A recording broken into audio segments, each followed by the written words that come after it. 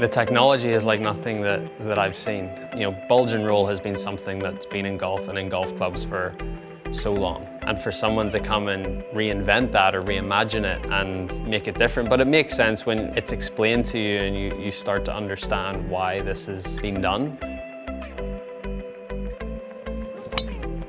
I'll always ask why, like, okay, well, why have you done this? What's going to make this better? Why is this going to make the ball fly straighter? So to see the technology in practice and see the numbers on TrackMan or the ball flight and say, okay, I hit that a little further out of the heel and it still went pretty straight, or I had a couple of shots out there that I took my M2 driver and I missed it by 4 millimeters in the heel, but it went 6 yards offline, where I miss the M3 8 millimeters off the heel, but it only goes 3 yards offline. You know, so it seems like, you know, even a worse miss, it still results in a better shot.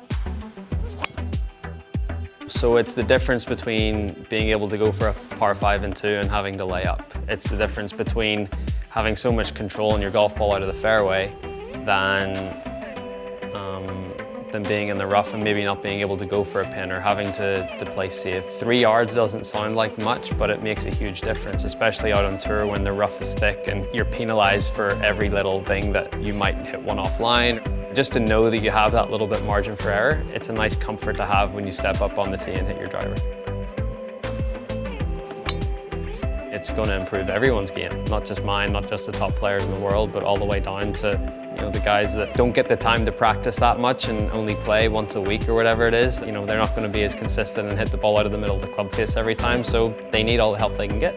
And if you know you have a golf club that you hit a little bit out of the toe or out of the heel and it's still going to fly pretty straight, you're going to hit fairways with it and you're going to give yourself more chances to hit par 4s and 2, or, you know, maybe go for a par 5 and 2. It can only be beneficial. So you know, long and straight is what we're all trying to achieve, and, you know, the M3 and M4 just make that a little bit easier.